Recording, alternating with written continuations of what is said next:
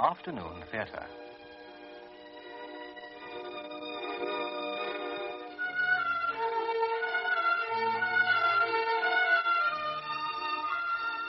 There are two kinds of pity.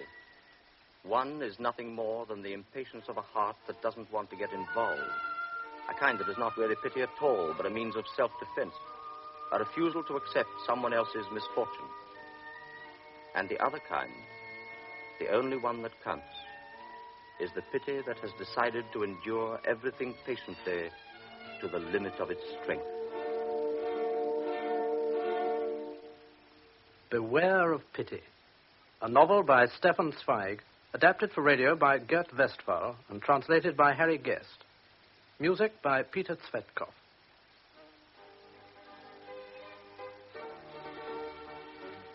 The scene is a small town in Austria-Hungary just before the outbreak of the First World War.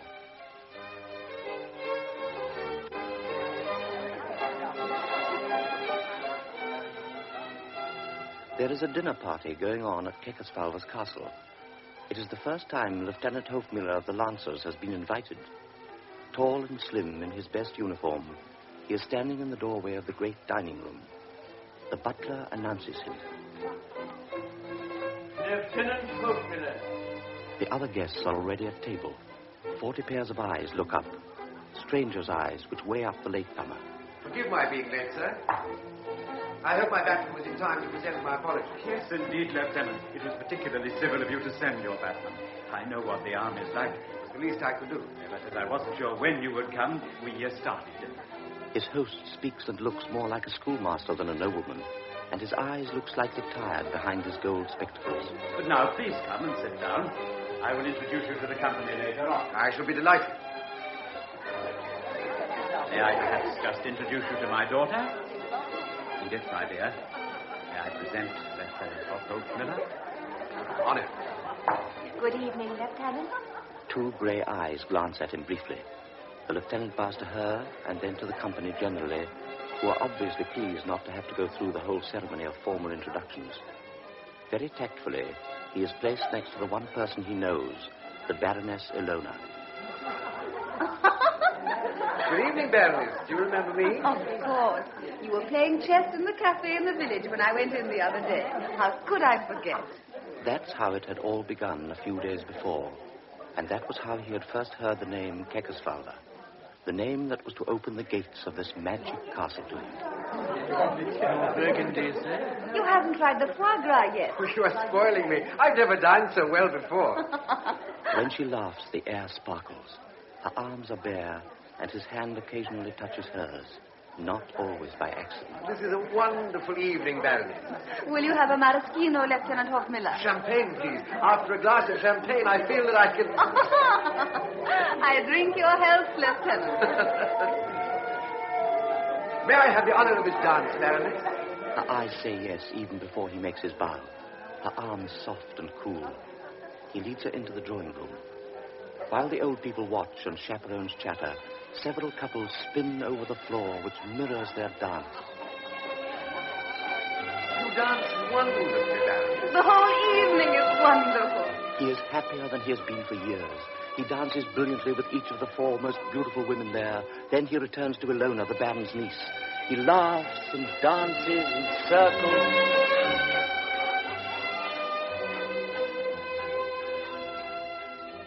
Suddenly, he hears a small silver chime as 11:30 strikes. Something occurs to him. I have forgotten to dance with the Baron's daughter. She's not dancing. She is not in the drawing room. She can't have left. She's the daughter of the house.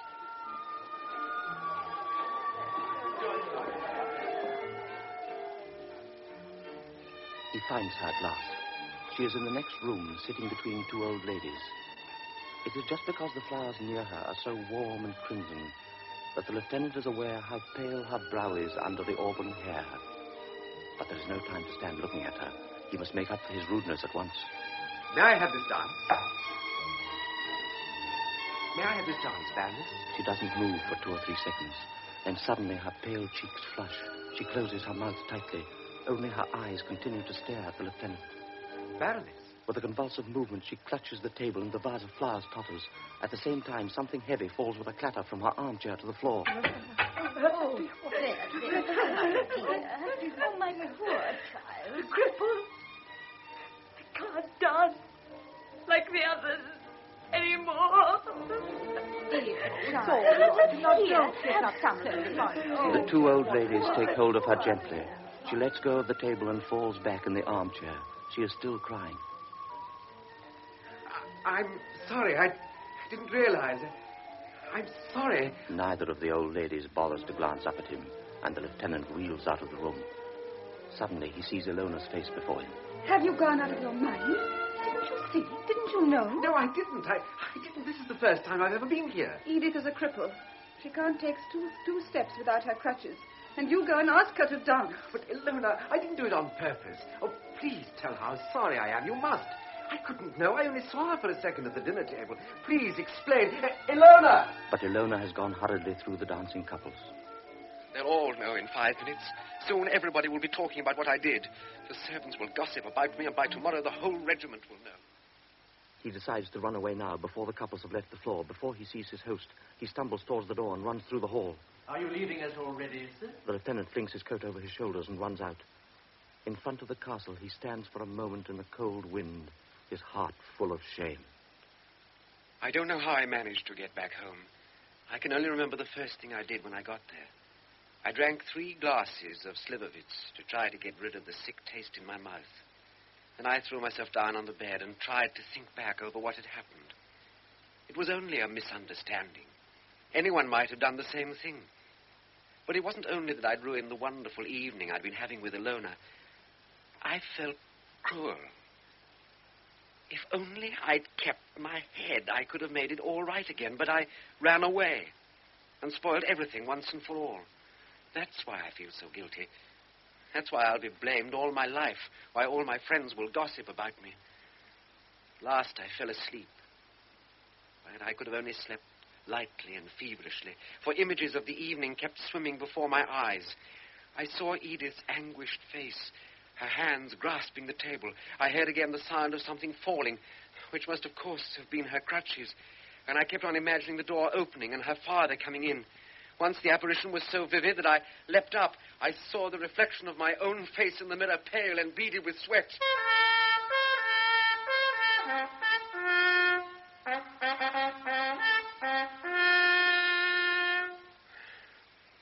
But in the light of day, you can think more clearly than you can in the dark. You are not haunted by ghosts once the sun is shining. And perhaps no one else noticed. Only poor Edith, and of course she will never... He suddenly thinks of something. Quickly, he changes his uniform, brushes his hair, and hurries past his astonished batman. But, sir, I've got your coffee. He goes down the stairs 3 at a time, passes the sleepy soldiers on their way to see to the horses, goes out through the gate, and runs to the flower market in the square. Just look at those roses. And fresh in this morning. Smell them. Have you ever seen better? Oh, they are beautiful. How many would you like? All of them. Oh, If you just make up a bouquet, or better still, could you arrange them in a basket, do you think? but of course. Oh, then I'll be off. If you'll arrange them as beautifully as you can and send them straight away, I'd be very grateful. Good morning. But Lieutenant Hoffmiller, sir, not so quickly, sir. Where am I to send the flowers? You haven't given me the address. Oh, sorry. They are to go to the Baroness Edith von Keckeswald. Ah, yes, of course, Baroness Edith. The Keckeswalbers are my best customers. Do you want to send a little message? Yes. Please forgive me. No, that won't do. No point in reminding her of the incident. Just put my card in with them, will you? Just my card. The flowers took all that remained of his month's salary. He would have to avoid Grossmeyer's cafe for a while, but at the moment he doesn't mind. In fact, he's pleased that his stupid behavior should be costing him so much. So he goes back to the barracks and pours out his coffee. I had to warm it up again for you, sir. He goes through the morning's duties punctiliously, but without much enthusiasm. At lunchtime, on the way to the mess, his batman runs after him. Lieutenant Huffmiller, sir. This has just come for you, sir. He hands him a long rectangular envelope of blue paper with just a hint of perfume. On the back is a coat of arms. The writing is precise and sloping. A woman's hand. Dear Lieutenant Hofmüller, thank you for the lovely roses. I didn't deserve them. They are far too beautiful. I keep on looking at them. Please come to tea any afternoon you like.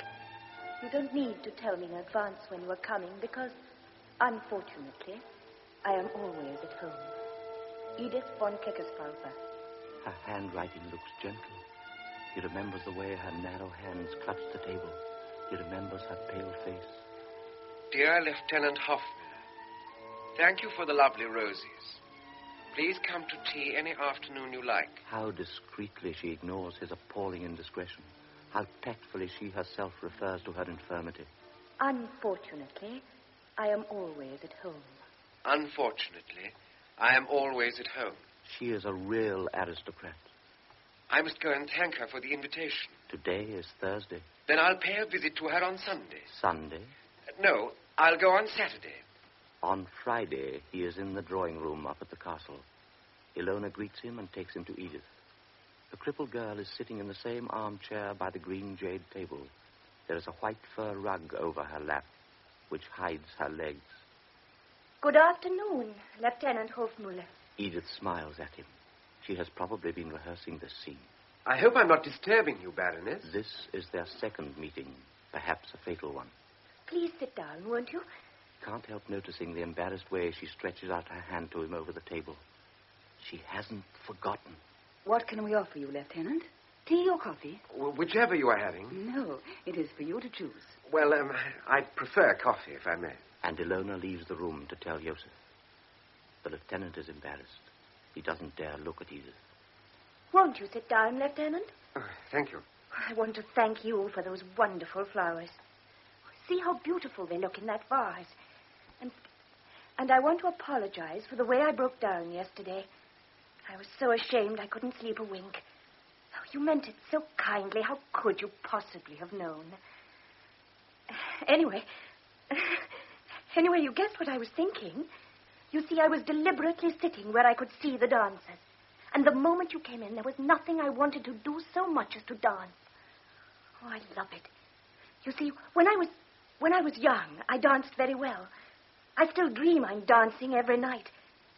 In fact, perhaps it was a good thing for Papa that this happened to me. Otherwise, I might have run away and become a dancer. It must be wonderful to have to dance for a living. Think of it, to have to dance. I collect all the pictures I can of the great ballerinas. Saharet, Pavlova, Kasavna. I got pictures of them all. I'll show you. They're in that box over there by the fireplace. The Chinese lacquer box.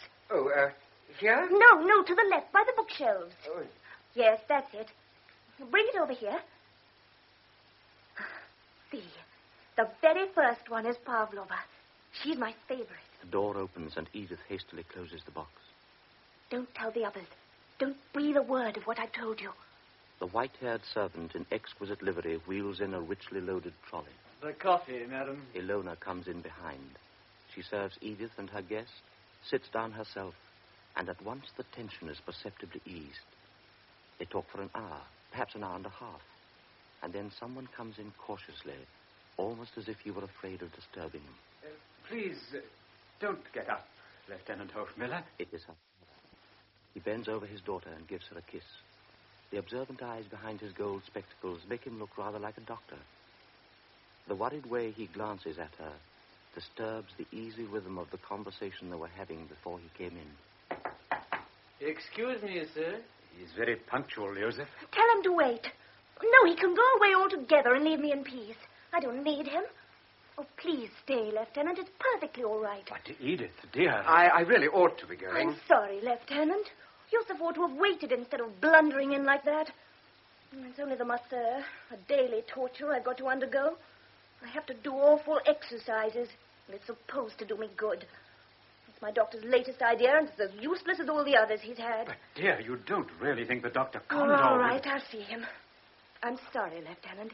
Please excuse me. But I do hope you'll come again. She picks up the small bronze bell on the table in front of her. There are bells like this near her everywhere in the house. Joseph reappears. Help me, Joseph. Just to get up. I'll walk by myself.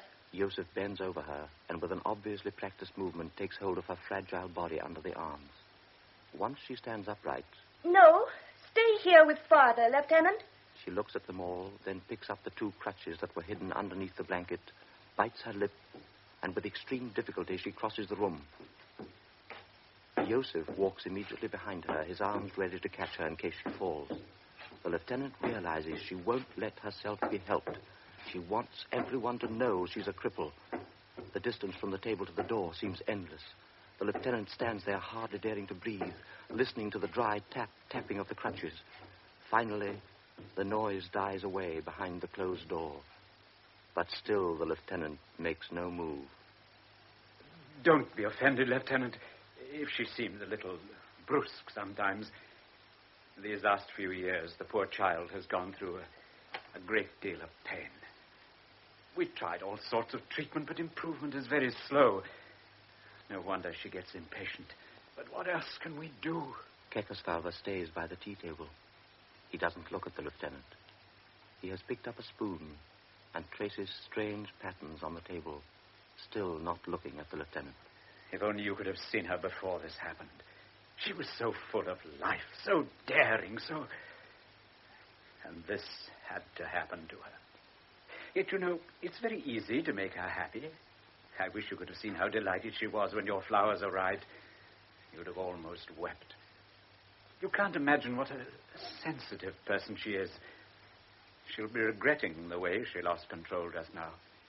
But how long can a child like that go on being patient when progress seems so maddeningly slow? While talking, his eyes have never left the strange patterns the spoon was drawing on the table. I'm sorry, Lieutenant. I've got no right to inflict our problems on you. It's just that I didn't want you to feel any resentment about the way she behaved just now. The lieutenant suddenly takes the old man's hand in both of his. Kekosvalva looks at him in some surprise. They both feel unwilling to break the silence. The lieutenant bows and goes out quickly.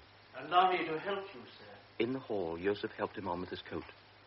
Suddenly, Lieutenant Hofmiller knew without looking round that Kekosvalva was standing in the doorway, that he wanted to thank him. He felt embarrassed and pretended not to notice that he was there.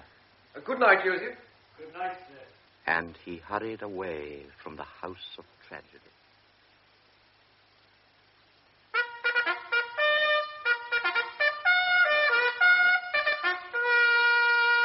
Second formation! Go out! I love riding. Your blood runs warm, though the air is cold against your face. The smell of the dew, the smell of the fields.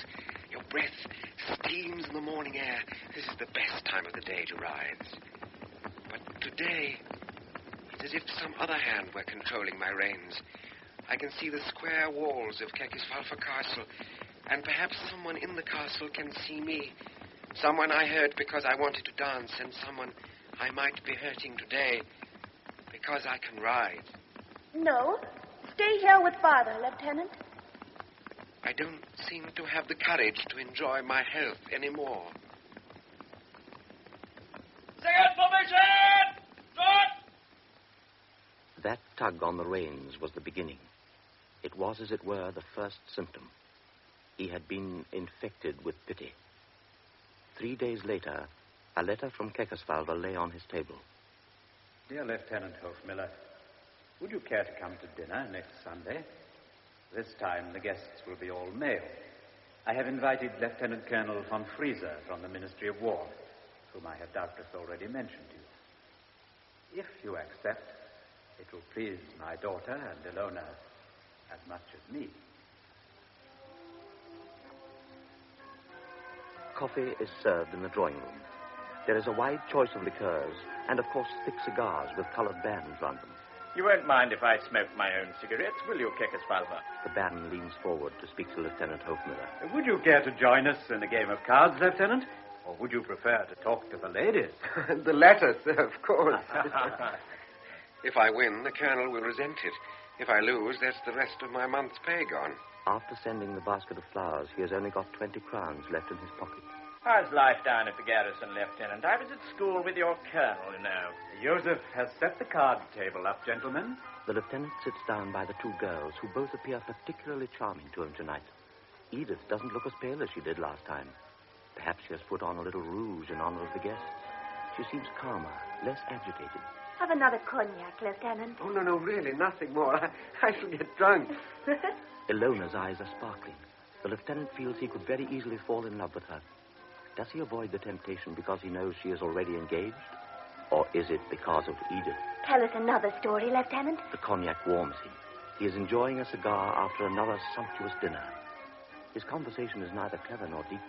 He is just telling commonplace little stories, just gossiping about garrison life. So the private said, Sir, aren't you sitting the wrong way round on that horse? I said the officer, you don't know which way I want to go. The girls are delighted with his stories. Edith is in high spirits, and her clear laugh rings out. There seems to be health and even beauty in her face tonight. Her grey eyes are sparkling with happiness, and the lieutenant takes pleasure in looking at her as long as he can forget her crippled legs. The three of them go on laughing and chatting till midnight, but finally goodbyes have to be said. Of course I'll come again. Promise you will. The day after tomorrow, or even tomorrow. I shall look forward to it. And he goes into the hall with the other guests. The car is ready, gentlemen. The lieutenant gets his own coat because Joseph is busy getting the lieutenant colonel's. Thank you, Joseph. But the lieutenant suddenly feels someone helping him into his coat. It is Kekasvalva. Oh, no, sir, please. It's all right. I can manage. You don't know how happy it makes me to hear her laugh. It was just like the old days before she... Shall we be off then, Lieutenant? Kekasvalva does not want to go on talking when the lieutenant colonel is there. But his hand touches Lieutenant Hofmiller's arm.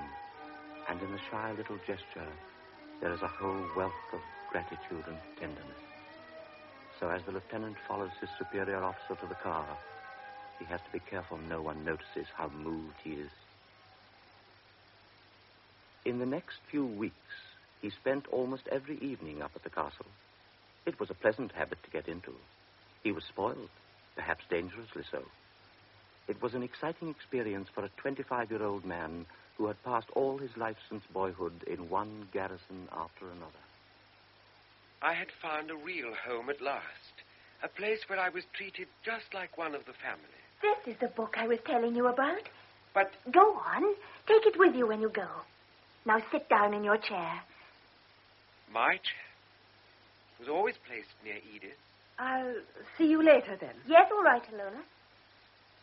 At the beginning, it had been Ilona who had captivated me. But now I was far more delighted to see a smile on Edith's face, to receive a flash of gratitude from those gray eyes. You will come again tomorrow? I hope you're not angry because of all those silly things I've been saying. You know how glad I am when you come here. These are strange and tender emotions, but dangerous emotions as well.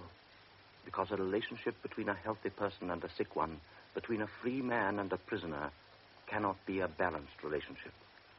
Somebody who has been unfortunate is easily hurt, and continual pain makes a person unjust. Wait a moment. I'll put your cup nearer to you. Must you go on reminding me I'm a cripple? But Edith, dear. And gradually, to his own surprise, he became aware of the effect these words of his had on her.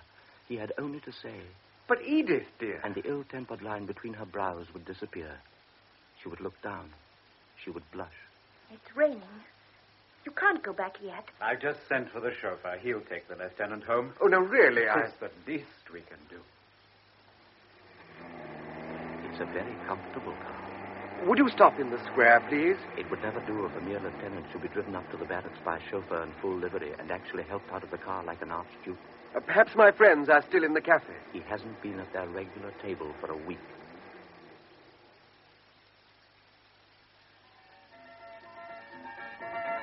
The front room of the cafe is already in darkness, but in the billiard room at the back, lights are still burning under green shades. And there his friends still are, Lieutenant Ference, Lieutenant Yotzi, and the regimental doctor. Hello, Tony. You honor our sordid table with your presence. Coffee for me, please, Grossmeyer. What's new? Well, the best bit of news is that you've deigned to put in an appearance at last. Look. Tony's got his best uniform on, and he's wearing patent leather shoes in this weather. Oh, it's supposed to be pretty good up at the Baron's place. 5-course meal every night, so our friend the chemist says. Caviar, champagne. It's a bit different from the stuff we've had to put up with. You know, Tony, we'd underestimated him. I must say you might spare a thought for us. You might just drop a word in the old man's ear, you know. I've got a couple of friends I'd like to introduce you to. I hope at least you've brought back some cigars. No, I haven't. Still, have a cigarette. He takes out his cigarette case without thinking. It had been his 25th birthday the day before, and the two girls had found out. So when he had picked up his napkin at dinner, he had felt something heavy inside. It was a gold cigarette case. Well, look at that, Yahtzee. Real gold. Oh, look at this. There's an inscription. To our dear friend Anton Hoffmiller, with many happy returns of the day from Ilona and Edith. You have only got a box of matches from me. Would you care for another game of cards? Oh, do you hear that? He wants another game at 12:30 when the place is closing up. The rich don't worry about time. Of course, his friends hadn't meant it unkindly, but something had been destroyed in him. His confidence. Up till now, I'd thought I was going to the castle to give and to help. Yotzi and the others take it for granted I'm a parasite. I oughtn't to have accepted that gold cigarette case. Nor the silk scarf. An officer oughtn't to allow expensive cigars to be slipped into his pocket at the end of an evening. What about the horse? God, I must speak to the Baron tomorrow. I'd forgotten he'd said something about lending me a horse.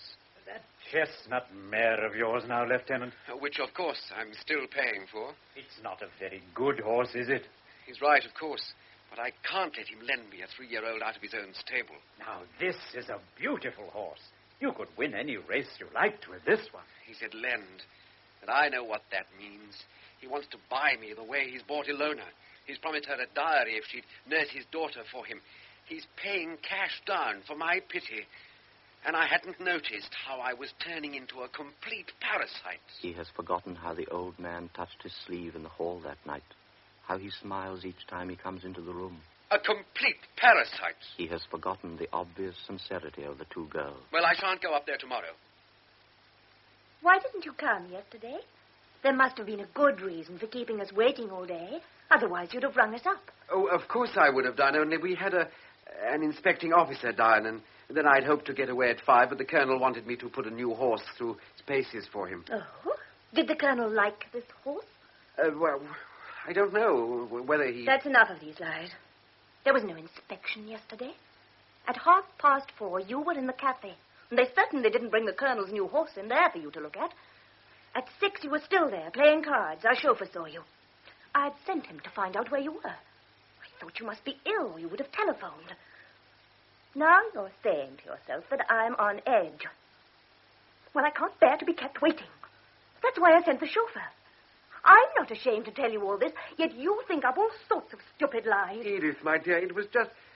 Look, let me explain. No, I don't want to hear any more of your lies. Why didn't you just say I don't want to come yesterday? I don't want any sacrifices. I don't want you to feel you have to come up here and give me 2 hours of your pity every day. If you want to come, then come. And if you don't, then stay away. But don't make up ridiculous stories about inspections and new horses. Now let's close the subject. Give me a cigarette. The lieutenant's hands are usually firm and steady, but now he gropes uncertainly for a cigarette, and his hands tremble as he tries to light a match. What's the matter? Why are you trembling like that? How could my silly outburst have moved you?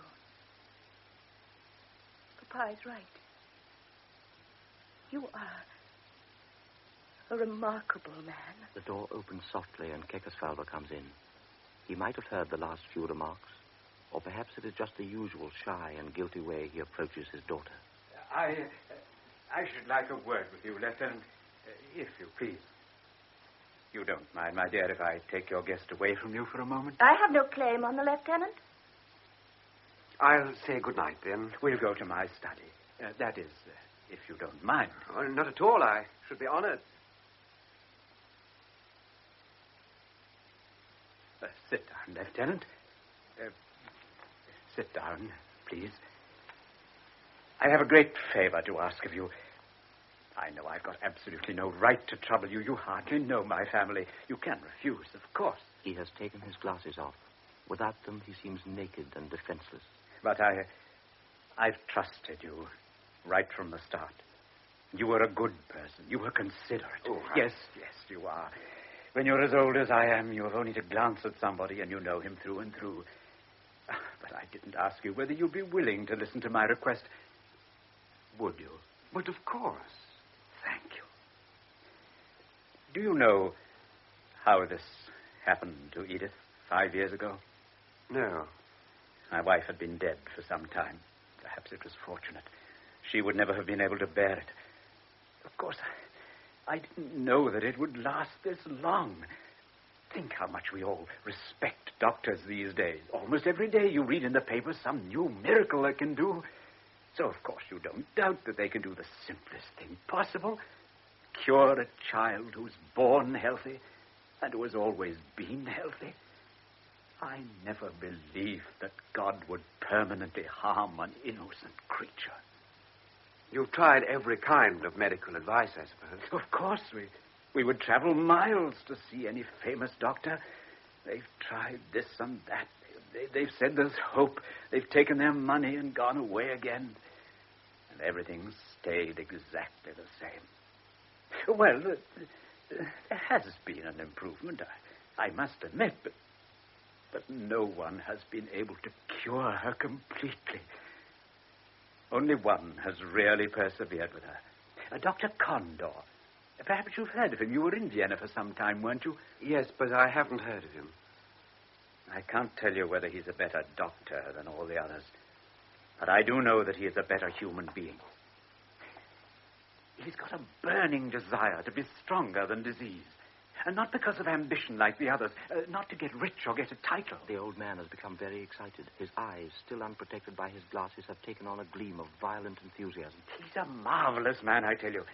He once undertook a case where he wasn't successful. He'd promised that he would save the sight of a woman who was going blind. And when she did eventually go blind, he married her. Think of that. A young man marrying a blind woman 7 years older than himself. Oh, she wasn't beautiful. She was penniless, neurotic. She'd been nothing but a burden to him. You could see what sort of a man he is and how fortunate I am to have found somebody like him. He will help her if anybody can. And pray God he can. The old man joins his hands together as though in prayer. Now, Lieutenant, this is the favor I want to ask you. It's just because Dr. Condor is such a good man that I feel anxious. I'm always afraid that he considers my feelings and therefore won't tell me the whole truth. I am old now and none too well myself. I must know if I shall live to see my daughter walk again, completely cured. I must know that. I can't go on with this uncertainty. He stands up and crosses to the window. The lieutenant knows this movement now. When Kekesvalda feels tears coming into his eyes, he turns away quickly. He doesn't want pity any more than his daughter does. Forgive me, I didn't intend to say as much as that. Yes, Dr. Condor arrives tomorrow from Vienna. He will examine Edith about midday and leave by the night express. I thought it would be a good idea if you were to ask him, quite casually, as a stranger, someone quite disinterested, whether she will ever be completely cured, and how long he thinks this will take. I don't think he would lie to you. He doesn't need to spare your feelings, but naturally, you mustn't let him know that I've spoken to you. Will you? Will you do this for me? Yes, sir. I promise you I'll do that for you. I knew you would. The first time you came back here and was so nice to Edith after... Well, you know, I felt straight away that there was someone who'd understand. And if ever I can do something for you... No, don't misunderstand me. I don't mean anything material. I just mean that I have good contacts. I know a number of people in the various ministries, in the Ministry of War, for example. And it's always useful nowadays if you've someone you can count on. And you never can tell. There might be a time when, you know, Valva has not once glanced at the lieutenant while he has been talking. Now he looks up, slightly exhausted, and puts his glasses on again with trembling fingers. Oh, perhaps we'd better go back. Otherwise, Edith might guess we've been. Since she's been ill, she's become far more acute than normal people. From her room, she knows everything that goes on in the entire house. She guesses what you are thinking before you've spoken it. Therefore, I must suggest we go back before she starts suspecting something. It is difficult to describe how moved I was by this conversation. That the Baron should have chosen me out of all his friends and acquaintances pleased me more than any congratulations or praise I'd ever received. But my pleasure was mixed with guilt when I realized how thoughtless I had been. How could I have gone on coming to this house week after week without asking the obvious question, will she always be crippled like this? I didn't once think of asking her father or Ilona, and now I too was worried by the same question that had been tormenting the Baron for years. Can this Dr. Condor really release Edith from her suffering? Will she ever run upstairs again, chasing her own laughter, happy and carefree? How fine it would be to gallop over the fields with her. One evening I'd be able to bow and say, "May I have this dance?" And she'd nod, looking at me with those grey, inquiring eyes. I should be delighted, Lieutenant. And we'd spin over the floor that would mirror our dance.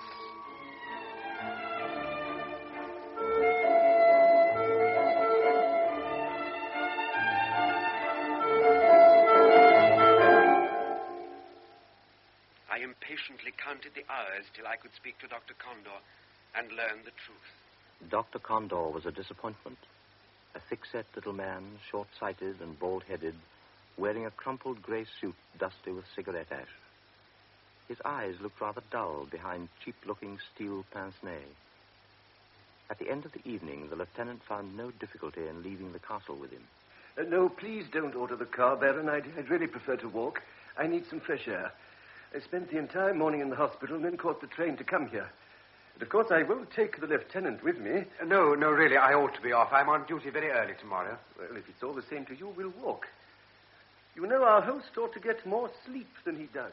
A full moon stood in the sky, a polished coin of silver in the starless night. Their feet crunched on the frozen gravel. Condor didn't break the silence until they had shut the garden gate behind them.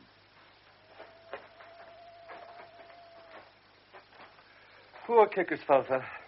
Perhaps I was a little short with him, but he'd have kept me there for hours if he could, asking me 100 different things, or rather the same thing 100 different times. And I simply couldn't stand any more. You expect questions and complaints the whole time from your patients, and you've got a stock of comforting phrases for them, just as you've got sleeping tablets or painkiller. But no one makes life so impossible as relations who always want to know the truth. I have explained over and over again that I've got a very serious case at the moment in Vienna, a matter literally of life and death. Yet he telephones every day and insists on speaking to me personally, trying to wrench some hope out of me by force. Forgive me, Doctor, but I would like to ask you something, if I may. You know the case better than anybody. Is Edith's paralysis incurable or not? Condor looked up sharply. The lieutenant had to lower his eyes. Had the doctor suspected Kekosvalva's request? It always comes to this in the end, doesn't it? Curable or incurable?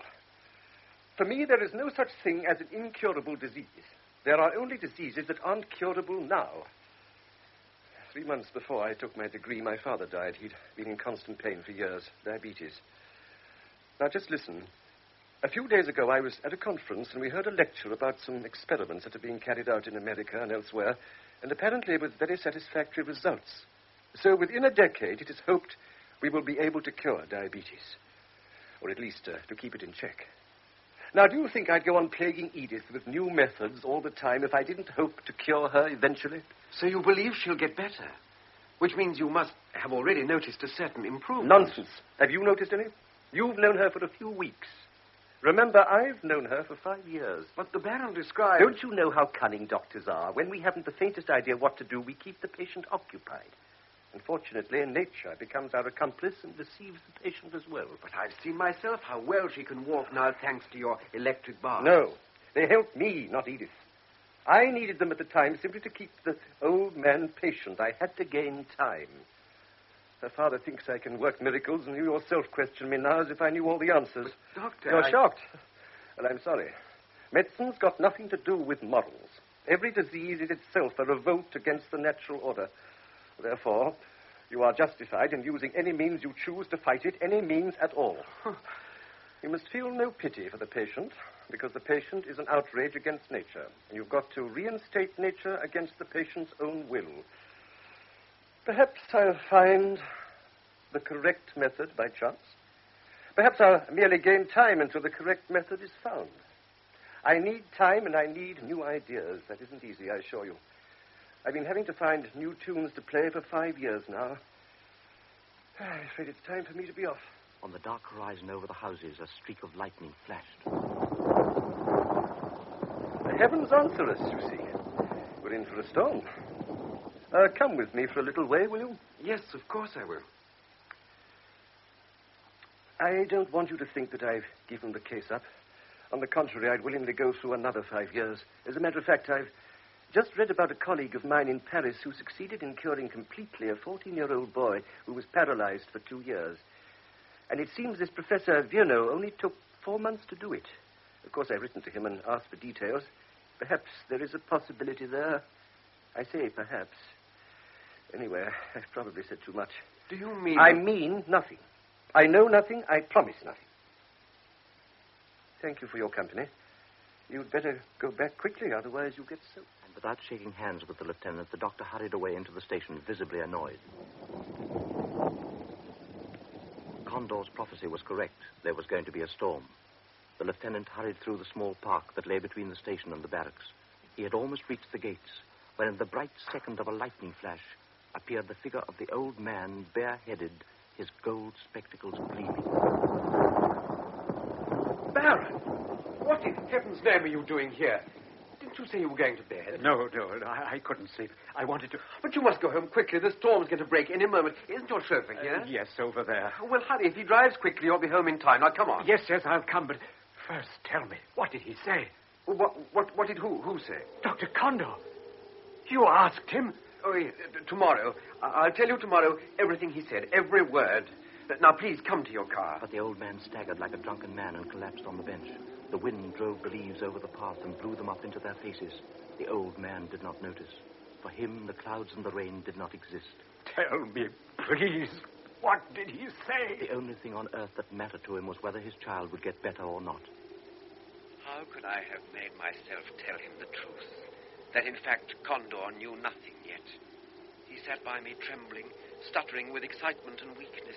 He just wanted some hope to cling to. So I told him the few reassuring things I'd heard from Condor about the new cure which Professor Virno had tried in Paris with great success. And immediately I noticed how he pulled himself together. I oughtn't to have said anything more, but the pity I felt for him made me go on saying what I had no right to say. Does he really believe that? Did he really say that? And in his weakness and impatience, the lieutenant replied yes to every question. I felt his confidence grow with every word I spoke, and for the first and last time in my life, I felt something of the intoxicating pleasure of creating comfort. Do you really think so? Yes, I do. Really. Neither of them paid any attention to the blue flashes of lightning nor to the roar of the thunder. They sat there close together, talking, then listening, talking, listening, outbidding one another in their fantasies. Yes, she'll get better. She'll be completely cured, and soon completely cured. Oh, thank God. Thank God. Then the gust of wind that announced the real storm swept past them, and they were enveloped in a swirling cloud of dust. Now you must go home. They ran to the waiting car. The chauffeur helped the old man get in. But just as the lieutenant was arranging the rugs over the old man's knees, he grasped the lieutenant's hands before he could be stopped, and the old man kissed the right hand, then the left, over and over again. Until tomorrow, then. And the car roared away as if driven by the ice-cold fury of the wind.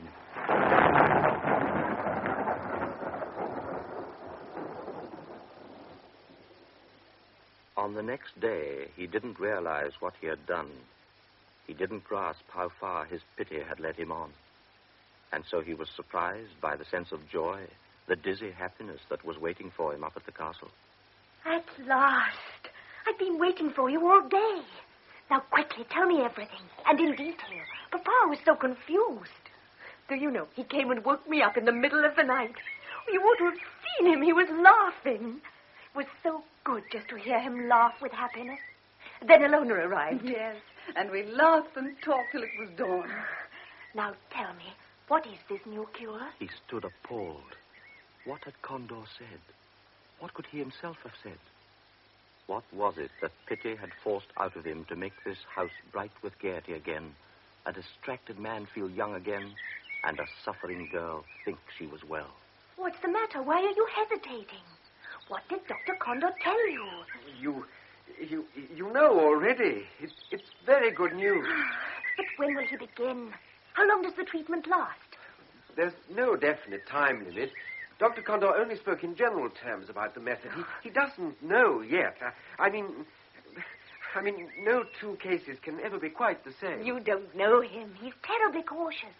But if he only promises something in the most general terms, you can bank on it absolutely. Oh, you just can't imagine how I feel. Edith was transformed. But the lieutenant was confused and worried by what he had done, and yet at the same time pleased to have done it. As in a dream, he walked back to the barracks. Seeing his batman, he smiled at him and gave him a crown before he'd had time to open his mouth. Oh, thank you, sir. Well, there's a telegram come for you. He tore it open with unwilling fingers. There were very few words in it. Summoned to K. Stop. Essential, I see you first. Stop. Expect you 5:10 station. Condor. I'm glad you're punctual. Well, I'll get straight to the matter. Dr. Condor pushed the lieutenant before him into the first-class waiting room. The room was empty now the Vienna Express had gone. Now, sit down. The day before yesterday, I got a telegram. Dear friend, please come most urgently. Expect you most impatiently. Sincerely grateful, Kekesfather. Then yesterday, a long, long letter from Edith arrived. She couldn't say how happy she was, how much she trusted me. She assured me she would obey me utterly in every way once the new cure had begun. Now, at those words, the new cure, it dawned on me what had happened. You must have talked. Now, please don't deny this. I had spoken to no one else about Professor Vierno's methods. It must be on your conscience that they all believe up there that Edith will be cured in 6 months. However, I didn't ask you to come here to accuse you, but to... Well, what I've got to tell you will give you an unpleasant shock. I received Vierno's answer yesterday morning by the same post as Edith's enthusiastic letter. Unfortunately, his method is not applicable in Edith's case. So now you see where things stand. You have driven the girl mad with hope. The lieutenant felt his hands grow cold. He recognized that Condor was right, but he instinctively felt the need to defend himself. But I only did it with the best out of intent. pity. Yes, I know. But pity is a two-edged sword. Anyone who doesn't know how to use it should leave it alone. Never let your heart be involved in an affair like this. Pity isn't a medicine. You can see yourself what you've done. I must go and tell them the truth. And truth is a bitter medicine. But wouldn't it be better... Well? I just mean better to wait a little. Wait? Well, at least for a few days. You can't imagine how the mere mention of the new cure has affected her.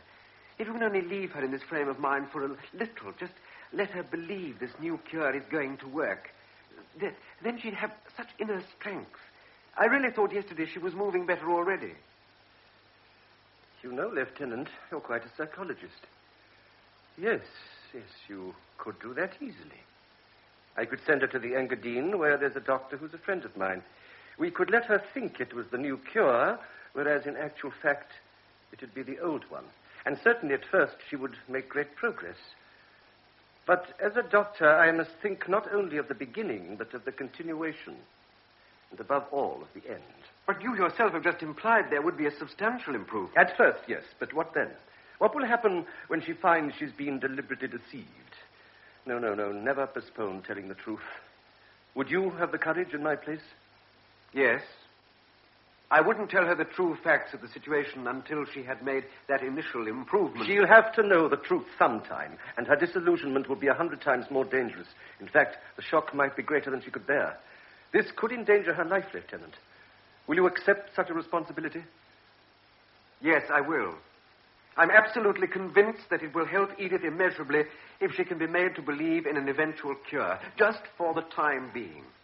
If it becomes necessary to explain that I perhaps promised too much, then I will take it upon myself to break the news to her, and I know she will understand. Well, if you take on the responsibility of making Edith accept reality again and of preventing her having a setback, I think we can risk postponing the truth. But I warn you, immense strength is needed to revive and console someone you've deceived. Can I rely on you to stand by me unconditionally? Unconditionally. Good. Then I shall advise her to try a cure in the Engadine, but I shall explain that Virnow's method is in no way proven, and that neither she nor her father must expect a miracle to happen. If in spite of that, they insist on putting all their faith on a cure, then it is up to you to clarify matters. Well, that settles it, then. It's time I was going. 3 hours later, the lieutenant found a note on his table. It had been left for him by the chauffeur. Dear Anton, come tomorrow as early as you can. I've got so much to tell you. Dr. Condor has just been here. I am to leave with him in 10 days.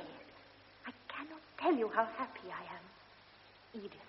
Everything went according to plan, as by now the lieutenant rather feared it would. An enthusiastic welcome greeted him the moment he entered the garden. Why are you bringing me all those flowers? I'm not a prima donna. Oh, aren't they lovely? Well, we're off to the Engadine in 10 days' time. I'd always known that those electric baths and massages were no use. But now you'll see. Why don't you say anything? You just sit there looking stupid. Sorry, looking shocked. Just like the day before yesterday. Ilona, please put those flowers in water. Yes, my dear. Now, won't you be happy like me? Of course. I'm terribly happy for you. You don't show it much. But, dear child... Don't always call me that. You aren't all that much older than I am. But why shouldn't you be happy? You're getting a few months off now. We're closing up here. So you're free of your boring Good Samaritan duties for a while. Oh, you must be looking forward to it. Do you really think that? July, August, and September are the worst months for us in the cavalry. It's our busiest time. Nothing but maneuvers and parades. You're on duty from morning to night, right to the middle of September.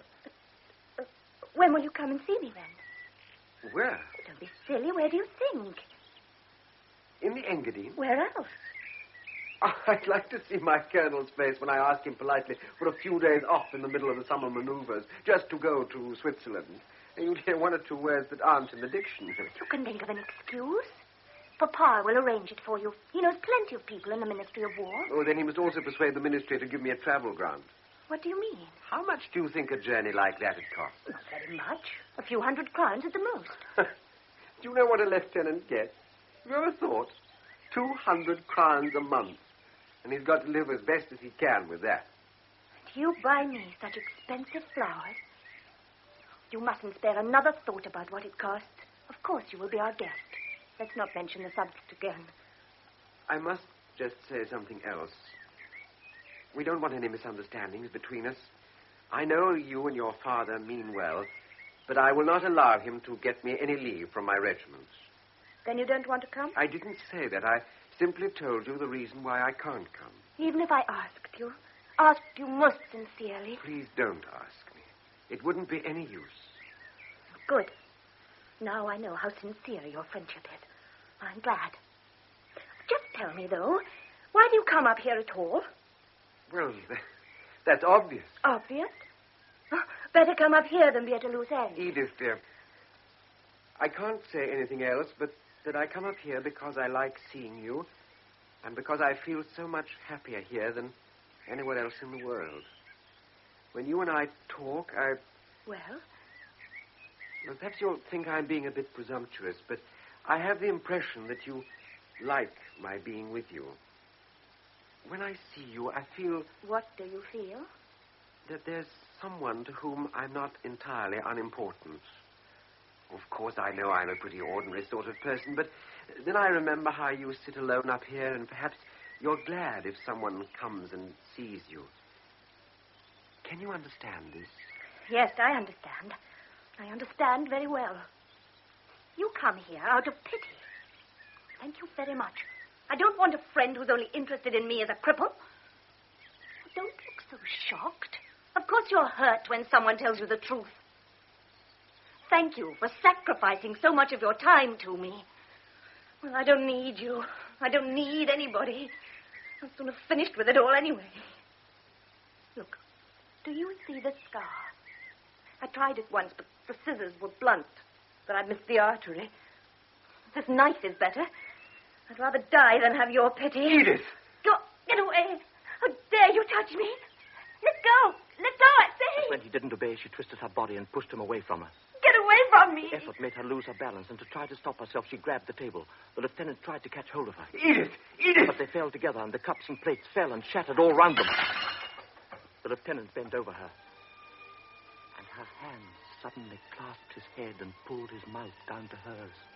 She kissed him, greedily, desperately, and clutched him to her. Once she let go of him for a moment and looked into his eyes. Then once more she kissed him on the cheeks, the forehead, the eyes. You silly idiot. You fool. You fool. Suddenly she let go of him.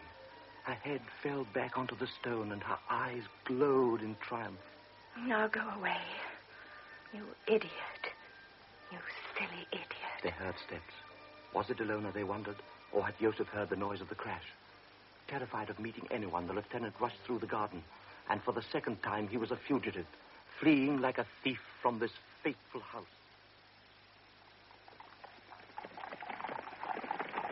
For heaven's sake, what are those silly asses playing at? Back! Get back and reform! Colonel Bubencheek, the commandant of the regiment, is bellowing across the parade ground. 2 columns have charged into each other, one of which is commanded by Lieutenant Hofmüller, who has given a wrong order. Now he has to answer for the confusion, and as he gallops up to the colonel, he can feel Edith's letter rustling inside his tunic. It had arrived shortly before they had set out for this morning's exercise. Lieutenant Hofmüller. Dearest one, I don't want to go on living unless I can love you. He salutes the colonel. Sir? Just give me some sign that you love me in return. Have you gone out of your mind, Lieutenant? This has all happened against my will. I've never seen such a god-awful mess. I want to get well again for your sake. Never in my whole life. If you believe in me, I shall no longer be a cripple. Just pull yourself together, man. I think of you every moment of the day. Haven't you got any sense at all? Forgive me for loving you, my dearest. The lieutenant stands immobile at the salute. I will not permit an officer of mine to give such a bloody silly order. I don't want to see your damn face again today. Come and report to me tomorrow at noon. Then, with the sudden brutality of a kick... Yes, mess! I'll give everything up. Everything. I'll leave the army. I want to get away, even from them in their dismal castle. The lieutenant still thinks he wants to get away, even though, while he sits in the Vienna Express, he can't get Edith's passionate letter out of his mind. I implore you, my darling, don't be angry with me. I want to get away. He thinks he does, even when giving the address to the cab driver. Dr. Emmerich Kondor, Floriangasse 97 in the 8th. And the cab rolls through the streets of Vienna.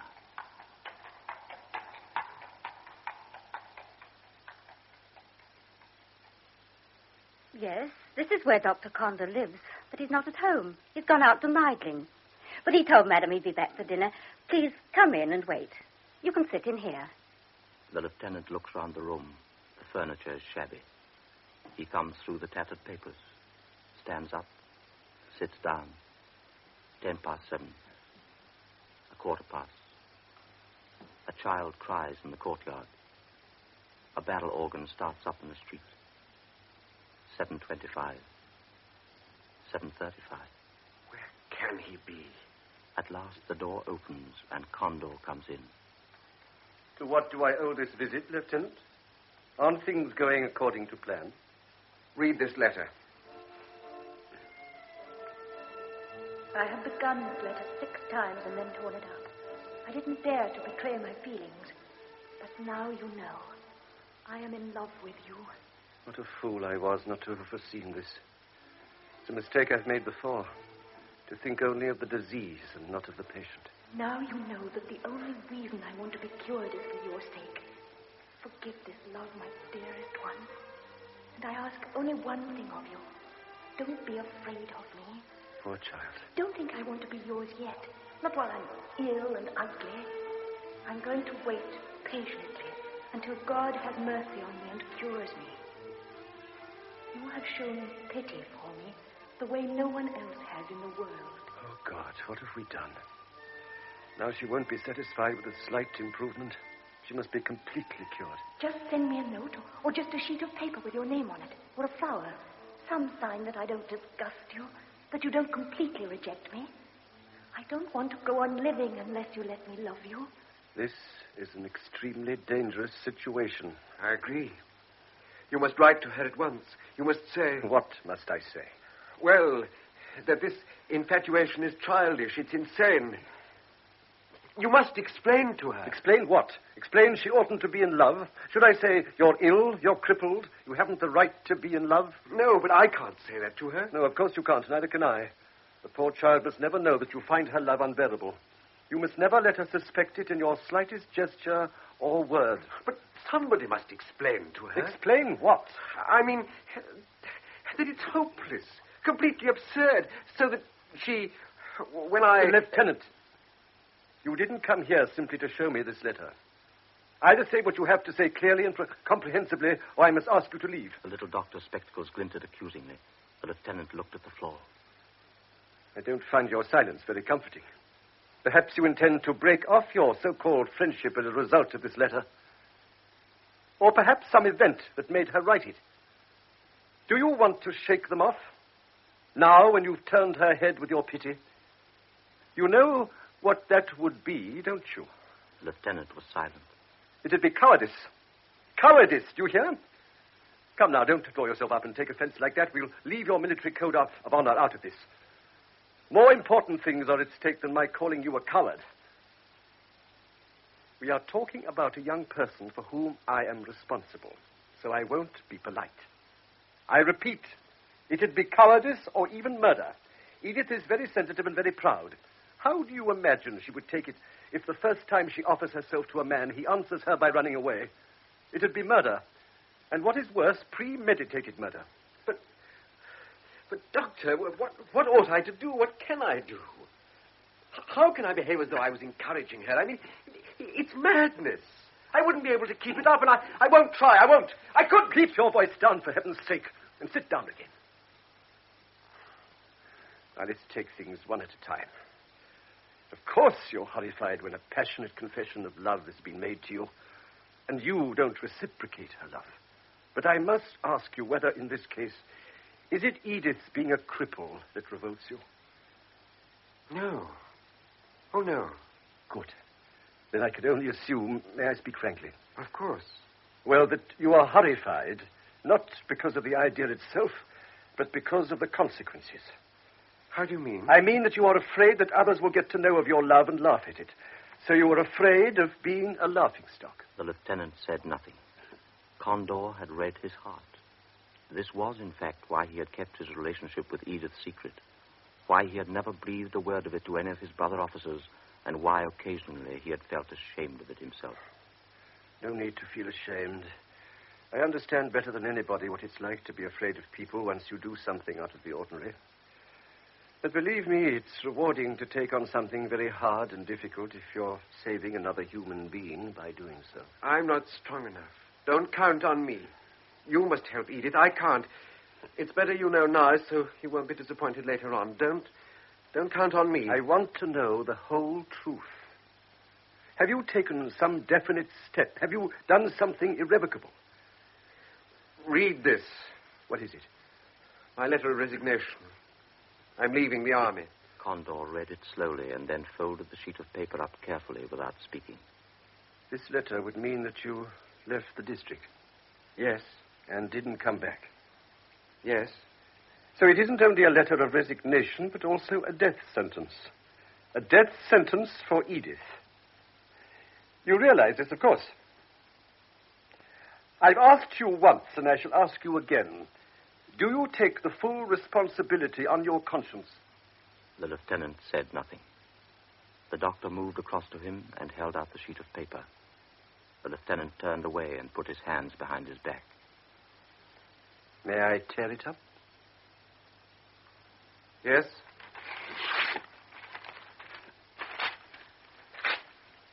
I think we have prevented a tragedy. And now to business. I must say I'm grateful for this opportunity to get to know you, but I'm unhappy about the way you make decisions so quickly and then as quickly give them up again. But don't do anything sudden from now till Edith goes to the Engadine. And above all, don't let her guess from anything you say or do how this love of hers disturbs you.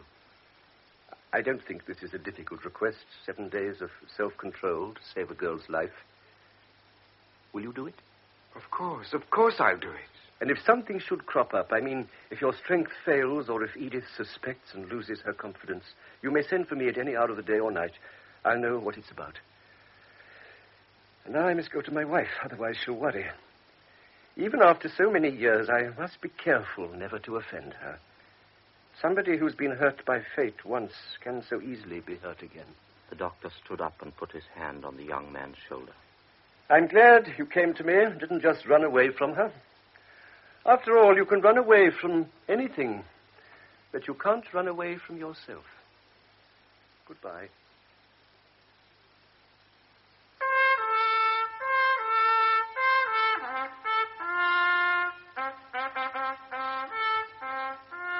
Later that night, the lieutenant reached the barracks. He made his way along the empty passages, dead tired and with a bad headache. Near his room, he almost fell over his batman, who was huddled up outside the door, fast asleep. Lieutenant Hoffmüller, sir. There's someone to see you. Baron! At last, Lieutenant, at last. Where have you been? We've had the most terrible day. Forgive my coming here, but... What's happened? Is Edith... She won't go. She won't try the new cure. But why? She says she won't be tortured any longer. She won't be lied to anymore. She won't be cured. Do you know why? She says, I want to remain a cripple. There's no point in my getting better because he feels nothing but pity for me. Now he had said it, and there was silence in the room. Then the old man moved suddenly and awkwardly. He lurched out of his chair to his knees, and as the lieutenant hurried to help him up, the old man took his hands in his. You must help her. You're the only one who can. Be merciful. She might do something violent to herself. She tried it twice already. You're the only one who can save her. But of course, sir, if you want, we'll go to the castle straight away and I'll try to persuade her. But tell me what I'm to say to her, what I'm to do. What you're to do? But don't you really understand? She offered herself to you. She wrote to you and you didn't answer. Oh, why are you so heartless? Is she really so unattractive? Is the whole thing unthinkable? You'd have everything a man could wish for. I'm old and sick. Everything that I possess will be yours. All I want is for her to have somebody when I am gone. Baron, I swear to you, no one could be fonder of your daughter than I am. It's just that... I mean, it's pointless if I say anything today. At the moment, the only thing that's important is that she should be cured. But then when she is cured... The lieutenant sensed danger. If he promised anything now, he was committed. But in the same moment, it occurred to him that her hopes were based on deception. Yes, when she's cured, of course. Then I should come to her myself.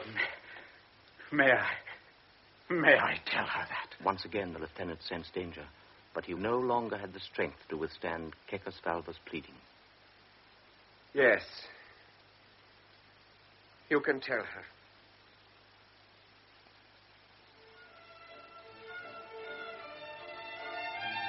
Ah, sir. Please come into the drawing room. Miss Edith is expecting you.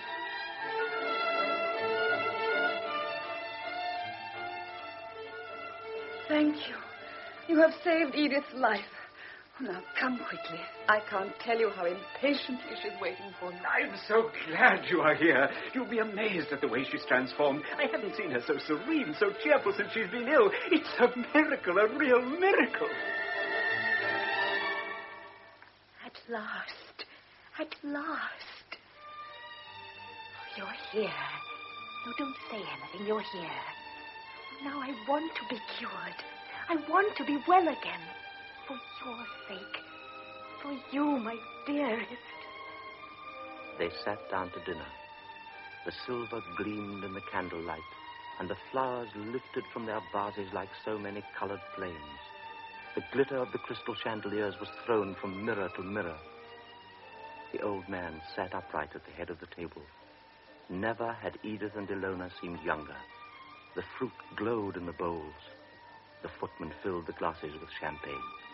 Edith, may I drink your health? Yes, my health. I want my health back for your sake. We must all pray for it. The old man stood up. He could hardly speak. The lieutenant went round the table and embraced him. Then he saw Edith looking at him with her great gray eyes. He saw her lips parted. He bent over her quickly and kissed her on the mouth. This was the betrothal. I hadn't kissed her out of pity. The whole moment moved me so much that I had done so without thinking, without intending it. Suddenly, I felt Edith's hand on mine. Let me have your hand for a minute. I felt something cool and smooth on my finger. Something for you to remember me by when I'm away. I didn't even look at the ring. I took her hand and kissed it. On that evening, I had created a human being. I was God. On my left sat an old man whom I had brought back from death. He was almost youthful again, gratefully aware of the miracle I was performing. Near me sat a girl to whom my kiss had brought paradise. Gone were her fears, the hell in which she had been suffering. Opposite her sat another girl who was more beautiful than she had ever been, for gratitude was shining in her eyes. I was God that evening. I had also got rid of my own fears. My soul was calmer than it had ever been before in my life. It was only when I got up from the table that I began to feel slightly sad. The same sadness God must have felt on the seventh day when his work was done. For it was time for me to go. If only he had left the house more quickly. But suddenly the hall door flew open. Edith was leaning against the doorpost. She supported herself with her left hand, and with the right she threw the two crutches away. No one need help me. I can do it alone already. I can come to you by myself. She pushed herself into a standing position. Looking straight at the lieutenant, she began to walk towards him unsteadily. One step, then another. She was walking. Come to me. With her arms wide apart. One more step. Now, one more. It was like the proving flight of a bird that had had its wings clipped. She had only 2 more steps to take when she collapsed on the floor at his feet. Ilona, Joseph, and Kekesvalva rushed forward and helped her up. She was sobbing in impotent rage. This moment tore away my illusion. I was no god. I was a miserable human being. I was weak and full of pity, and my pity was destructive. It was now or never. I should have helped her up, gone after her, sat by her bed. I should have told her lies. I should have praised the way she'd walked and stressed how effective the cure would be. But I hadn't got the strength. I couldn't elude her anymore. I was afraid, suddenly, afraid of this strange misfortune that I couldn't do anything to change. Without thinking what I was doing, I grabbed my cap and sword, and for the third and last time, fled like a criminal from the house. But where could he go? Not back to the emptiness of his room. He wanted something to drink, something to burn away all his thoughts. The cafe in the main square was still open. Hello, Tony. Well, this is a great day. Yeah, may I offer my congratulations? For what? Oh, the chemist was here a moment ago. He's heard it all. The old man up at the castle had just telephoned him. So, you're engaged to the lady of the castle? They all looked at him. He could see from their expressions that they were waiting for him to confirm the rumor. Then they would all roar with laughter. What a crazy idea. It isn't true, Tony, is it? Well, of course not. There's not a word of truth in it. I said so. I said so, didn't I? That's just one of the chemist's silly lies. I'll tell him a thing or two when I see him tomorrow. How dare he spread gossip about one of us? I knew it all along. Said so. Oh, it would have suited the old boy down to the ground to palm the girl off on one of us. Yeah. Lieutenant Hofmiller had got engaged at 10 o'clock, and 3 hours later he denied this engagement. His lies were applauded by 7 witnesses. With the engagement ring still on his finger, he sat in the cafe and allowed Kekosvalva to be insulted and Edith to be jeered at. He let his friends call the chemist a liar. He had betrayed a girl whose only fault was in loving him too passionately. Tomorrow, the whole town would know what he had said. It was the end. He had no choice left.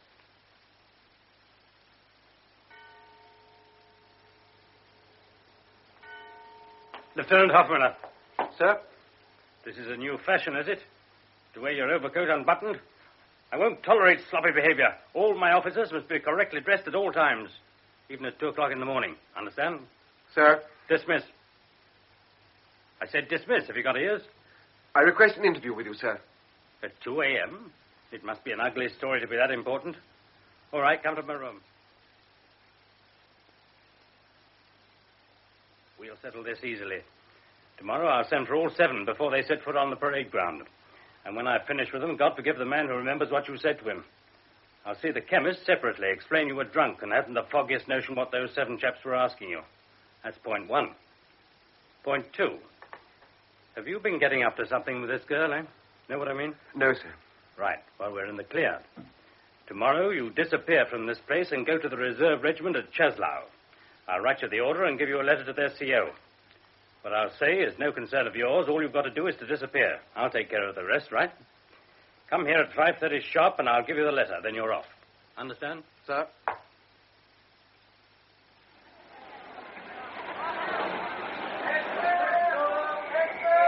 Schaffner, how long is the train stop for?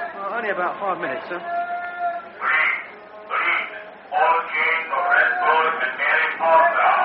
Where's the telegraph office? Third door on the left, sir.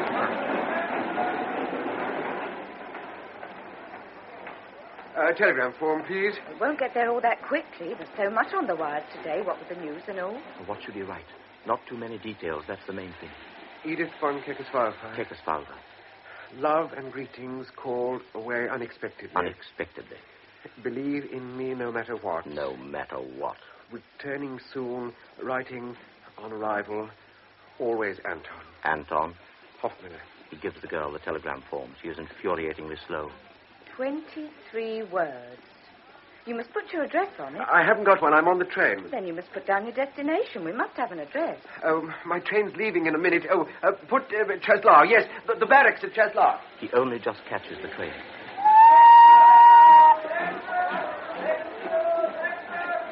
He is about to ask what the news is when the train moves off.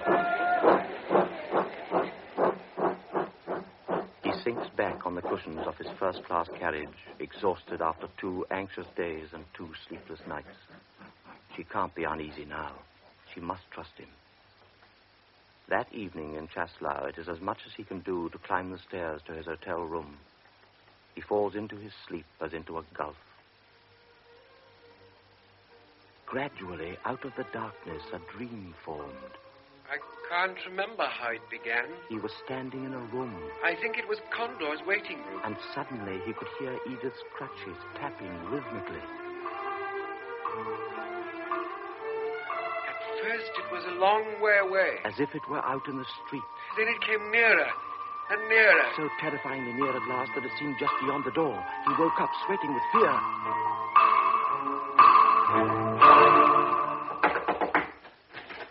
You wanted on the phone, sir? On the phone? Where am I? Oh, yes. Chaslau. What's the time? It's midnight. Do hurry, sir. It's long distance from Vienna. Oh, run and tell them I'm just coming. He pulled his overcoat on over his pajamas and ran downstairs. From Vienna, it could only be Condor. The telephone stood in the corner of the reception desk. The porter had the receiver to his ear. Yeah, quickly, give it to me. They've rung off.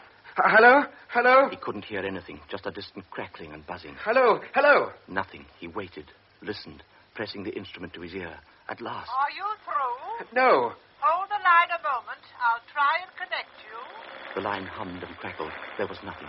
Suddenly he heard, very far away, but very clear. Higher command, Crown. Is that the Ministry of War? No, it isn't. No. Clear the line. It is essential I speak to the Ministry of War. Sorry. I tried to connect you, but the lines had to be interrupted. An emergency call. Please hang up now. I'll call you back when the line's free. Please do. It's very urgent. You go and wait in your room, sir. I'll come up straight away as soon as the call comes through. No, I'll wait here. Be on the safe side. He waited half an hour. He was shivering with disquiet and cold, yet he was sweating. Vienna. What could Condor want? The lieutenant refused to wait a minute longer. He went to the phone furiously. Hello? Hello? Has my call come through? Which call? Vienna. It was from Vienna more than half an hour ago. I'll inquire. Hold the line a minute, please. The minute seemed an eternity. Hello, caller. I can't seem to find out anything yet. If you replace the receiver, I'll ring you back as soon as I know. A few more minutes.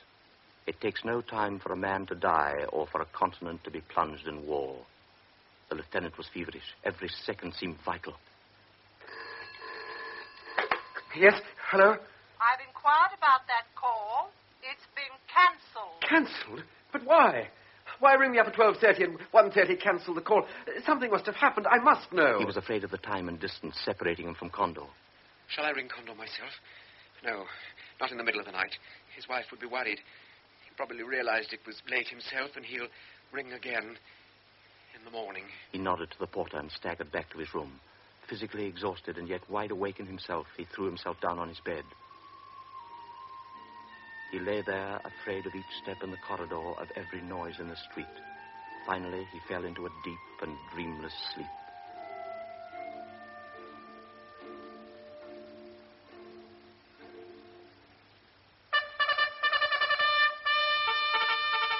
He woke up. It was broad daylight. He glanced at his watch. 10:30. I was supposed to report to the CO at 10. He put on his uniform and rushed downstairs past the porter. Sir, they... No, later. I've got to go to the barracks. But, sir...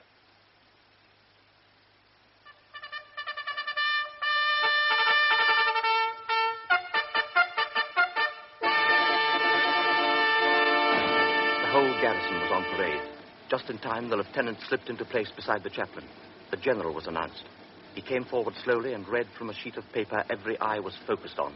A crime has been committed that has shocked our empire and the whole of the civilized world. Crime? What crime? He suddenly noticed he was trembling. The foul murder... He started to sweat. ...of our beloved heir to the throne. The heir's been assassinated? When? Archduke Franz Ferdinand and his Duchess. That's what the newsboys were shouting about yesterday in Brünn. This terrible blow has plunged our royal house into mourning. He no longer heard what the general was saying. But the Imperial Army is... The words crime and murder struck his heart. Crime, murder. They were Condor's words. Without going to see his CO, he ran back to his hotel. Perhaps there had been a call for him. Oh, sir, there's a telegram come for you. Huh? It came this morning. I wanted to give it you first thing, but you hurried by me and... Yes. I couldn't give it to you. He tore open the envelope. He didn't understand the message. There was no signature.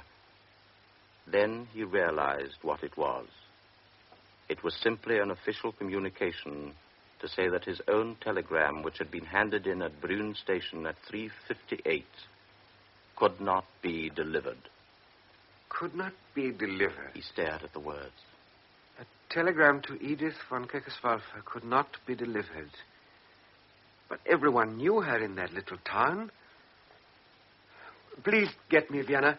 Dr. Condor, Floriangasse 97. Is it urgent? Yes, very urgent.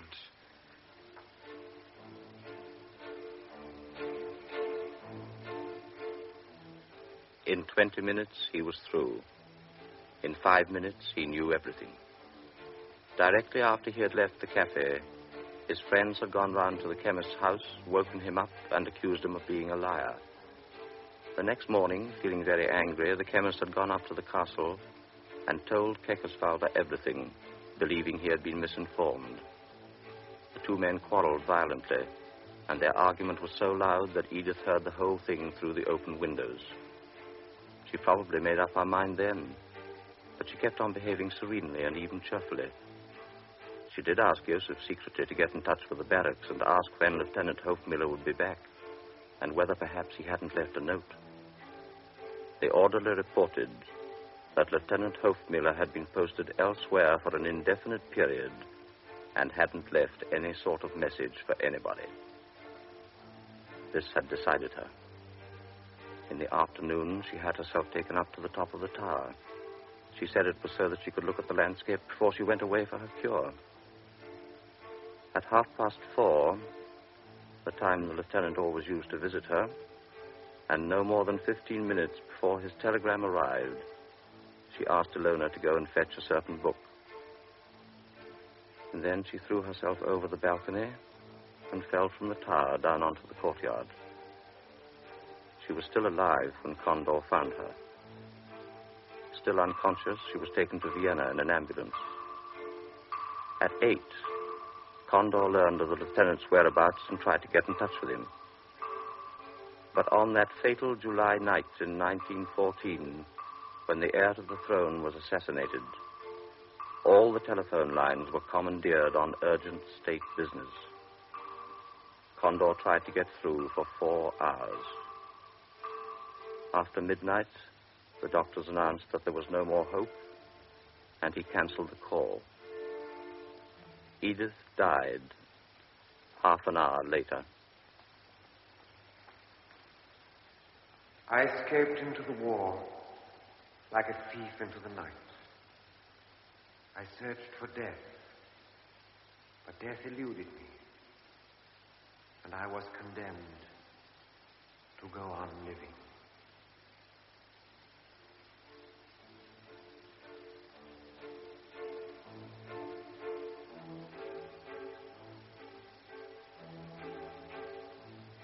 In Beware of Pity by Stefan Zweig, adapted for radio by Gert Westphal and translated by Harry Guest, the commentator was Simon Lack, Lieutenant Hofmiller David Peel, Baron Keckesfalver George Hagen, Edith Sheila Grant, Dr. Condor Rolf Lefevre, and Ilona June Tobin. Other parts were played by James Thomason, Hilda Schroeder, James Beattie, and members of the BBC Drama Repertory Company. The program, which was recorded, was produced by Martin C. Webster.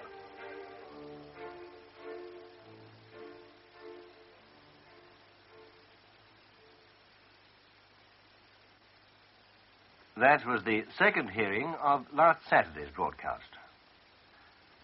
Now, our next program follows in a minute and 3/4.